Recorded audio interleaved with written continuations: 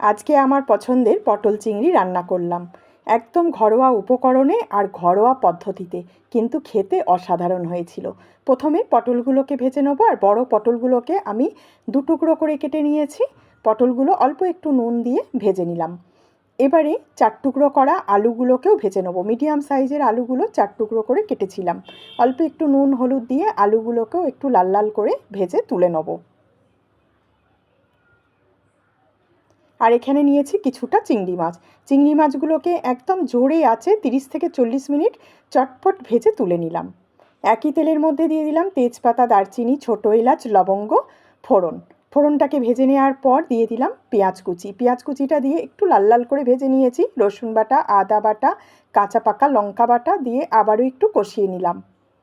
এবারে দিয়ে দিলাম ধনের গুঁড়ো 1.5 চামচ, হলুদ গুঁড়ো, আর দিয়ে দিলাম কাশ্মীরি লাল লঙ্কার গুঁড়ো। অল্প একটু জল দিলাম যাতে মশলাটা পুড়ে না যায়। খুব ভালো করে মশলাকে কষিয়ে নেব। মশলা কষিয়ে নিয়েছি, মশলা থেকে তেল আলাদা হয়ে গেছে।